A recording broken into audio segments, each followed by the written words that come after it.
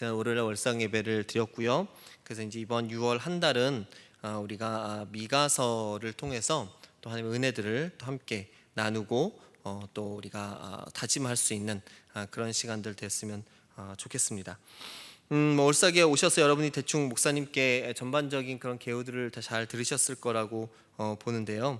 한 번 더 간단하게 정리를 좀 해보면은요, 이 미가는 남유다 사람이죠. 그래서 수도인 예루살렘 인근의 모레셋 사람이다라고 이야기를 합니다. 그리고 그 이름 미가라는 뜻은 야 또는 야훼라고 부르면서 야훼와 같은 이는 누구인가라는 뜻을 가지고 있다라고 합니다. 이것이 미가라는 이름의 뜻이죠. 그는 이 미가서 본문들을 통해서 외치는 중요한 선포의 내용들을 보면은요, 자기가 외치는 미가가 스스로의 그 자신의 선포에 대해서 철저하게 하나님의 능력과 하나님의 정의의 힘으로 정의가 그 메시지 가운데 담겨 있다라고 이야기를 하면서 대조적으로 거짓 선지자들 또 거짓 선지자들의 선포는 그런 하나님의 능력이 그 하나님이 말씀하신 그 정의가 포함되어져 있지 않다라는 것들을 주장을 합니다. 그의 예언은 남유다와 북이스라엘 모두를 향해서 하는 예언이고요. 특히 그가 활동했던 시기들, 이제 1장 1절에서 보면 그 시기가 나오는데, 미가는 요담, 아하스, 히스기야 시대의 사람이다라고 이야기를 합니다. 그래서 그 학자들이 연구를 해보니까 대략 주전 735년에서 한 700년 정도에 걸쳐서 그 사역을 한 사람이고, 이 기간에 중요한 사건이다라고 하면 721년, 22년 때에 북이스라엘이 멸망하게 되는 사건이 여기에 포함이 되는 그러한 시기입니다. 이때는 이제 이사야, 미가가 남쪽에서 활동을 했고, 북쪽에는 아모스와 호세아가 어떤 선지자로 활동을 했던 시기고요. 그리고 아주 짧은 시간이지만 그 요나도 요 시기 때 같이 그 병행해서 있던 그런 시기이기도 합니다. 이스라엘 역사 속에서 아마 동시에 가장 많은 선지자들이 활동했던 그런 시기가 미가가 사역했던 바로 그런 시기다라고 이야기를 할 수가 있죠. 아까 말씀드린 것처럼 이때 당시의 그 상황은 북이스라엘이 이제 멸망을 하게 되어지는 그 시간들이 들어가 있고요. 또 이 남유다 같은 경우는 이제 아수르와 또 여러 주변 국가 간의 그런 많은 침공과 또 그에 따른 조공과 또 그에 따른 여러 가지 싸움, 전쟁들, 정치적 환경에 휘둘리는 아주 복잡한 그런 시간들이었다라고 이야기를 할 수 있습니다. 그리고 북이스라엘보다는 시간이 조금 더 걸리기는 했지만 결국 그들의 마지막을 향해서 달려가던 바로 그런 시기였다라고 말씀드릴 수가 있습니다. 오늘 저는 3장을 좀 살펴보려고 준비를 했어요. 그래서 이 3장 본문에서 사실 좀 관심 있게 보려고 하는 것은 이 사람들의 모습이 아니라 3장에서도 보면 사실 사람들의 죄와 허물에 대한 이야기들이 계속해서 함께 깔려져 있는데, 그들의 모습을 보는 게 아니라 어차피 이 선지서 전체가 또 인간의 죄에 대한 문제들을 다루고 있기 때문에 그 인간들의 죄에 대한 모습, 범죄함의 모습이 아니라 하나님의 모습, 이러한 사람들을 대하는 하나님의 모습에 조금 더 관심을 가지고 좀 살펴봤으면 좋겠다라는 생각을 하면서 준비를 했습니다. 이런 이스라엘의 범죄 앞에서 이 하나님 앞에 범죄하는 그 이스라엘들을 바라보시는 하나님은 어떠한 모습을 하고 계시는가? 어떠한 자세로 그는 지금 이곳에 계시는가가 첫 번째 관심거리고, 그리고 그 모습에 대한 미가의 사명, 그 모습에 대해서 그 미가는 이 미가 선지자는 어떻게 반응했고 어떠한 일을 했는가가 오늘 살펴보려고 하는 중요한 핵심이다라고 말씀드릴 수가 있습니다. 오늘 3장에서만 저희가 찾았기 때문에 3장에서만 그 살펴보려고 하는데요. 아마 이 3장 중에서 세 곳의 그 본문들을 통해서 하나님에 대한 모습들을 우리가 짐작해 볼 수 있다라고 살펴볼 수 있을 것 같습니다. 먼저 4절을 보시면요, 여러분 성경 한번 같이 한번 보시겠습니까? 4절을 보시면은 이렇게 기록이 되어져 있습니다. 그때에 그들이 여호와께 부르짖을지라도 응답하지 아니하시고 그들의 행위가 악했던 만큼 그들 앞에 얼굴을 가리시리라. 또 다음에 7절입니다. 선견자가 부끄러워하며 술객이 수치를 당하여 다 입술을 가릴 것은 하나님이 응답하지 아니하심이거니와. 또 한 군데 더 볼까요? 11절 후반부에 보면은 여호와를 의뢰하여 이르기를 여호와께서 우리 중에 계시지 아니하냐 재앙이 우리에게 임하지 아니하리라 하는도다. 예, 이 4절과 7절과 11절 후반부의 모습들을 통해서 하나님의 모습을 유추해 볼 수가 있죠. 어떤 모습을 하고 계십니까? 얼굴을 가리시고요, 응답하지 않으시고요. 그건 조금 더 해석이 필요한데 마지막에 11절은 하나님의 대답이 없음에도 스스로 판단하는 인간의 모습들을 보게 되는데, 이 모습은 결국 하나님은 분명히 계시지만 그런데 가만히 계시는 하나님이라는 겁니다.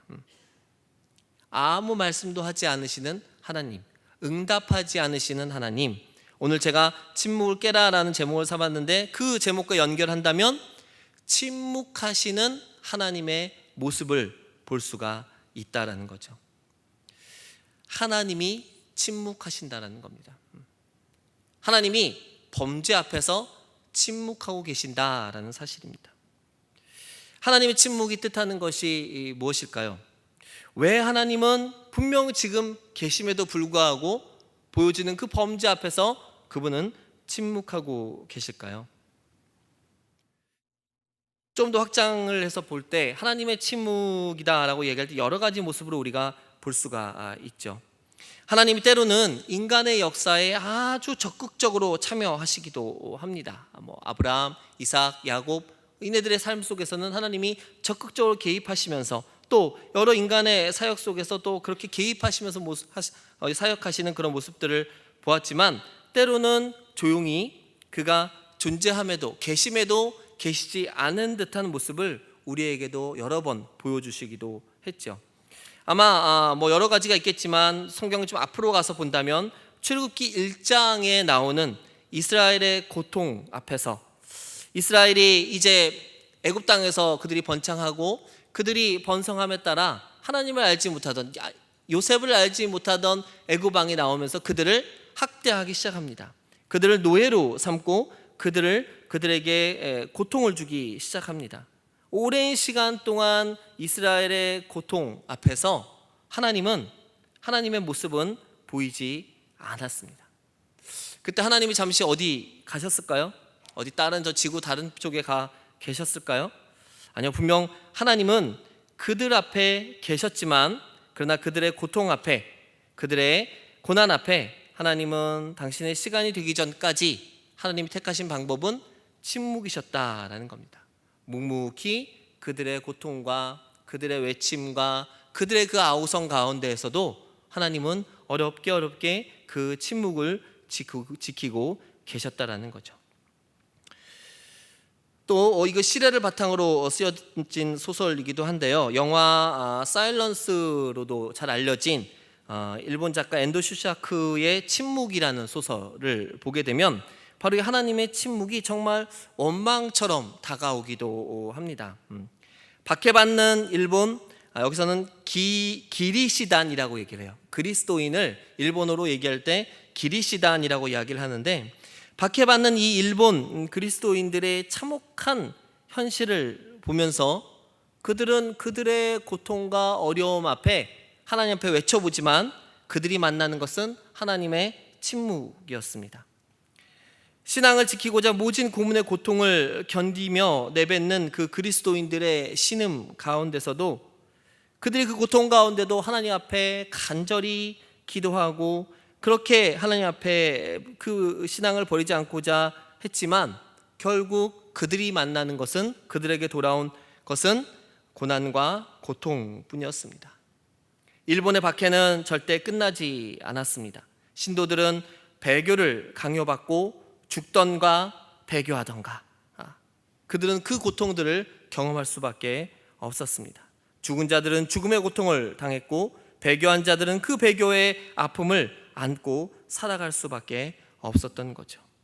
그렇게 그들이 외치고 기도할 때 대체 하나님은 어디 계십니까? 라고 그들이 외치지만 여전히 하나님의 침묵은 진행형이었다라는 것을 보게 됩니다.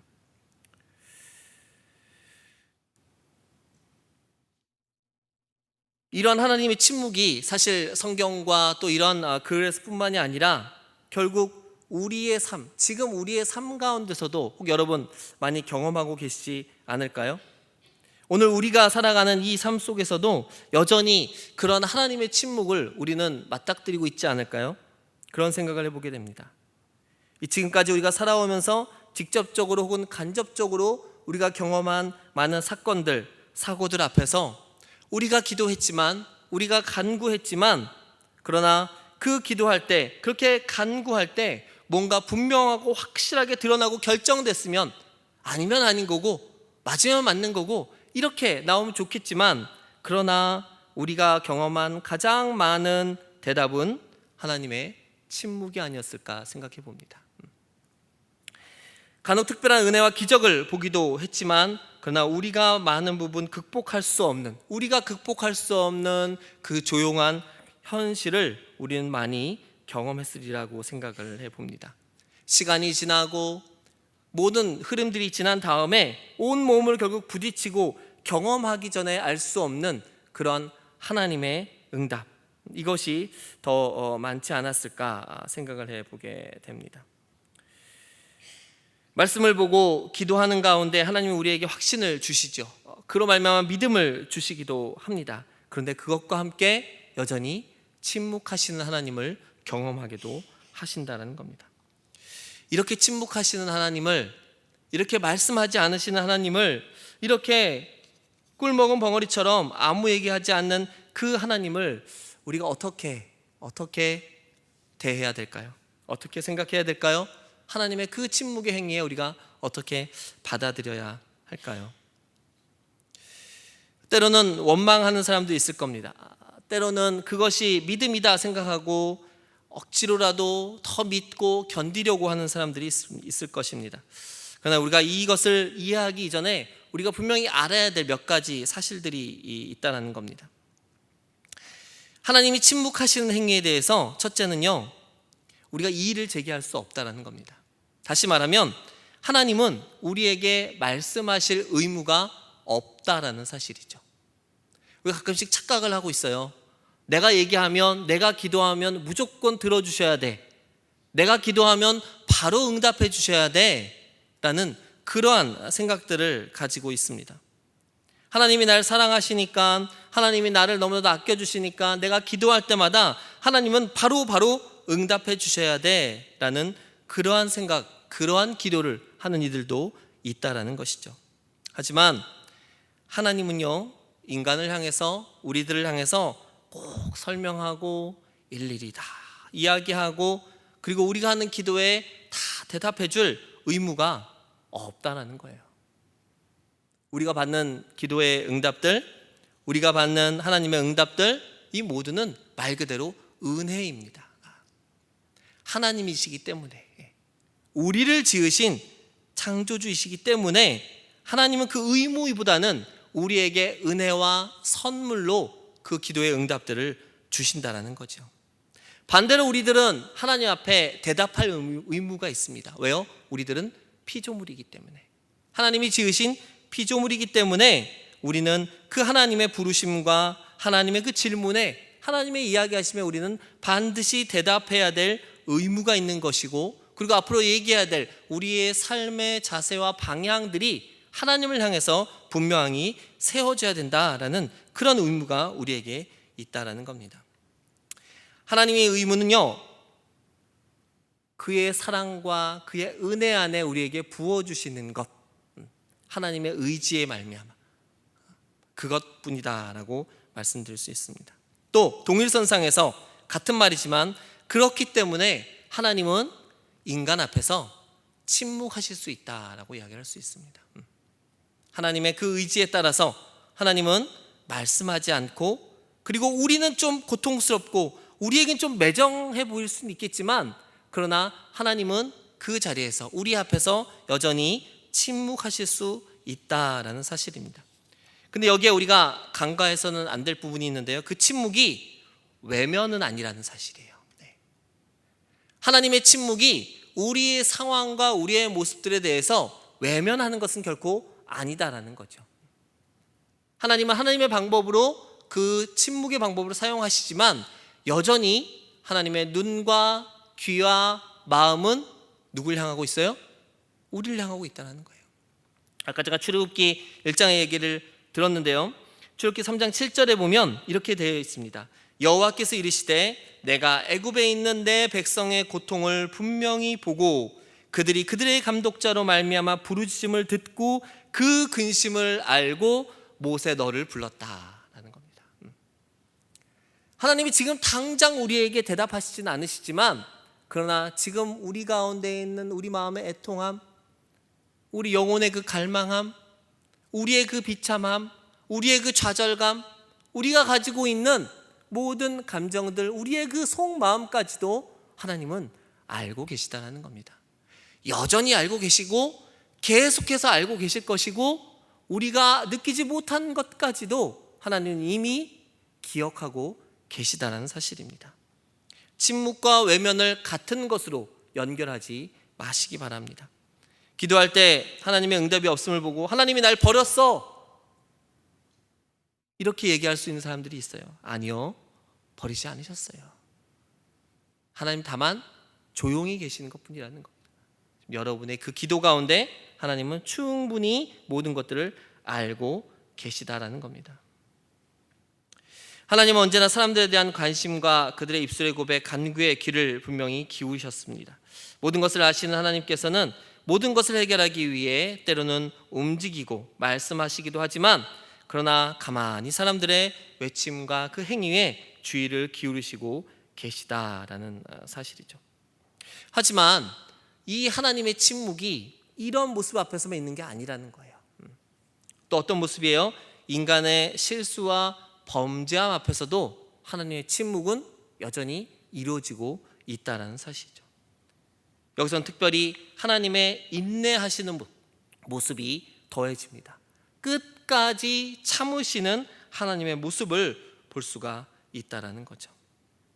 사실 끝까지 두고 보시려는 하나님의 침묵은 사실 인간의 입장에서 봤을 때, 범죄한 인간의 입장에서 봤을 때는 이건 굉장히 무섭고 두려운 시간이 될 수밖에 없습니다. 왜요? 하나님의 침묵이 끝나는 시간은요, 바로 심판의 시간이기 때문이에요.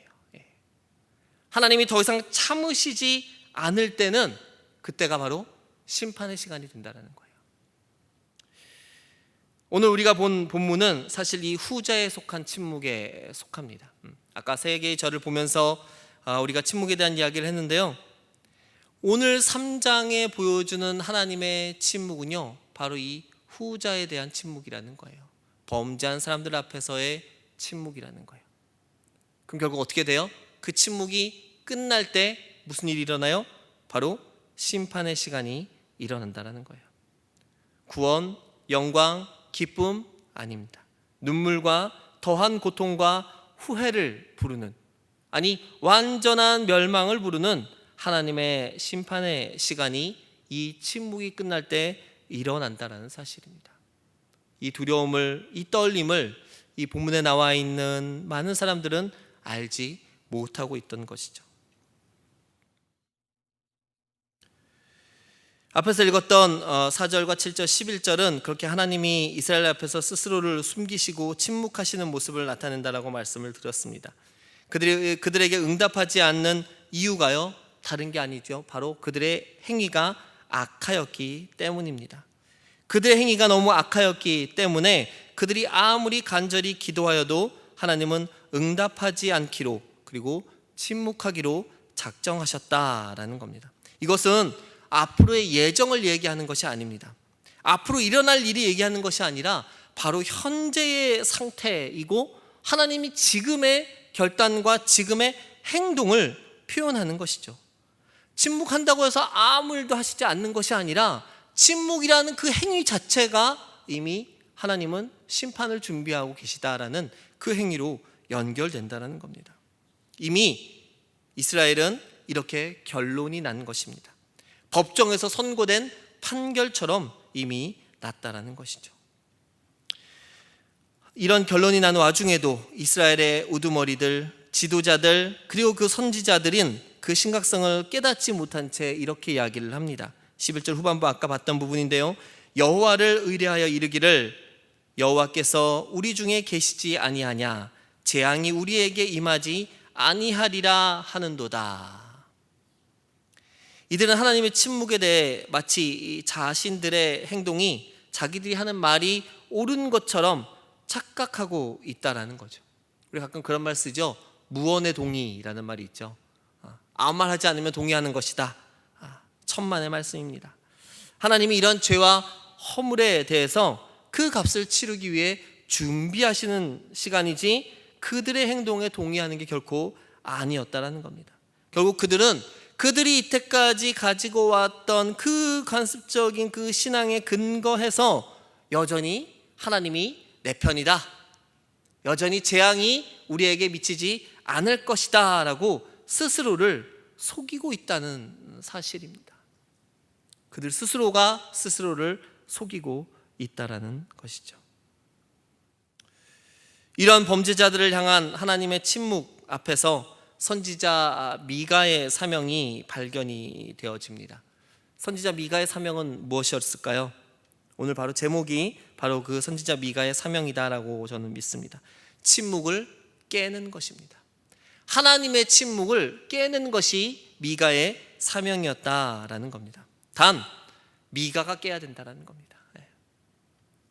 하나님이 하나님의 침묵을 직접 깨시면 무슨 날이 돼요? 심판의 날이라는 거예요. 하나님이 당신 스스로 당신의 침묵을 깨기 전에, 하나님이 말씀하시기 전에 선지자가, 그리고 옳은 자가, 정의로운 자가 하나님의 이야기를 해야 된다라는 사실입니다. 이 사실을 알기에 미가의 사명은 스스로 먼저 이 하나님의 침묵을 깨뜨리고 사람들의 죄와 그들의 허물에 대해서 선포해야 됐습니다. 하나님의 계획을 알리는 것이었습니다. 미가는 1장부터 계속해서 그가 하나님이 사람들을 향한 뜻이 무엇인지를 반복적으로 이야기를 하고 있죠. 그것은 바로 정의를 세우는 것입니다. 월삭의 주제에서처럼 6장 8절에 나오는 것처럼 하나님이 원하시는 것이 바로 정의를 세우는 것이다, 인자를 사랑하는 것이다, 하나님을 온전하게 섬기는 것이다 라고 이야기를 한다는 겁니다. 이미 하나님 눈에 모든 지도자들 그리고 세움받은 선지자들은 정의롭지 못한 사람들이었습니다. 하나님의 침묵 속에 그들은 스스로가 정의로운 것처럼 행했지만 그러나 하나님 앞에 그들의 행실은 정의롭지 못한 행실이었던 것이죠. 미가는 더 이 상황을 끌고 가면 안 되겠다라고 분명히 깨달았을 것이고, 그리고 그의 사명을 따라서 하나님의 침묵을 그는 깨뜨려야만 했던 것입니다. 더 이상 이스라엘이 벼랑으로 가지 않게끔 말인 거죠. 그들이 스스로의 부도덕함을 깨뜨리지 못하면 하나님의 침묵은 계속될 것이고, 그리고 그들의 관습적 신앙 속에서 그들은 결국 심판을 맛보게 될 것입니다. 하나님의 침묵이 깨지기 전에 우리가 먼저 미가처럼 하나님의 그 침묵을 깨야 되는 줄 믿습니다. 하나님이 그의 심판을 선언하기 전에 우리의 회개와 자복함이 필요합니다. 세상 가운데 또 우리 공동체 가운데 우리 주변의 사람들 가운데 정의롭지 못한 것, 하나님 앞에 온전하지 못한 것에 대해서 우리가 선포해야 될 사명이 있다라는 겁니다. 이것이 미가의 사명이었고, 미가가 우리에게 알려진, 지금 우리에게 이야기하는, 우리에게 지금 행하라고 말하는 우리에게 주어진 미가의 선언이고 사명이다라는 겁니다. 하나님이 선언하시면 늦습니다. 심판입니다. 멸망입니다. 우리가 먼저 선언하면 가능합니다. 구원을 받습니다. 그리고 살림을 받게 될 것입니다.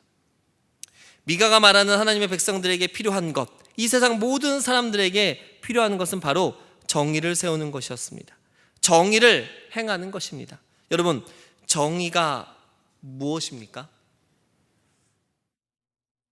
옆에 분이 정의가 무엇이냐고 물어보신다면 여러분 정의를 무엇이라고 이야기해 주시겠습니까? 성경에는 이렇게 나왔죠. 사람을 사랑하고 하나님을 사랑하고 하나님 앞에 온전하게 행하는 것이다 라고 이야기를 합니다. 어려운 데 가서 정의를 찾지 마십시오. 어려운 데 가서 그 정의를 정리하지 마십시오. 하나님의 마음은요, 사람을 사랑하는 데 있습니다. 인자를 사랑하는 겁니다. 어떻게 사랑해요? 예수님이 어떻게 말씀하셨어요? 내 몸과 같이 사랑하라 라고 이야기를 하셨습니다. 우리는 이미 답을 다 알고 있어요. 어디 가서 자꾸 정의가 뭐예요? 라고 물어보지 마세요. 이미 여러분은 답을 가지고 있어요. 주어진 결론을 알고 있어요. 자꾸 물어보는 건 뭐예요? 그 방법이 싫기 때문이에요. 그 방법이 어렵기 때문이에요. 조금 더 쉬운 방법, 조금 더 쉽게 갈 수 있는 방법, 조금 더 지름길로 갈 수 있는 방법, 조금 더 내가 손해받지 않고 갈 수 있는 방법들을 찾다 보니까 자꾸 물어보는 겁니다. 자꾸 다른 길로 가려고 하는 겁니다. 결국 우리가 본문에서 본 사람들이 그렇게 해서 하나님을 떠나간 사람들이라는 겁니다. 사람을 사랑한다라고 하면서도 결국은 개인의 이익을 위해서, 나의 이익을 위해서 내가 아닌 다른 사람에게 해를 끼칩니다.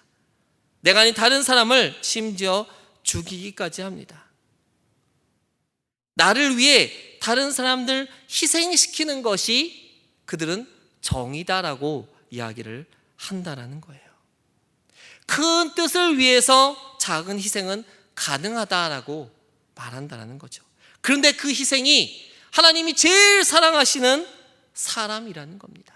내 이웃이라는 겁니다. 때로는 그가 내 형제, 내 가족이 될 수도 있다라는 겁니다. 그렇게 많은 사람들이 정의를 핑계 세워서 악과 부정을 저질렀습니다.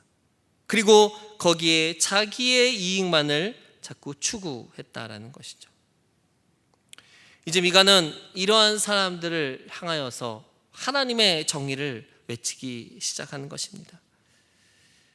가만히 계시는 하나님의 그 모습을 따라가는 것이 아니라 먼저 외치고, 먼저 고백하고, 먼저 무릎 꿇고, 먼저 회개하는 사역을 통해서 하나님의 심판을 막으려고 했던 것이죠.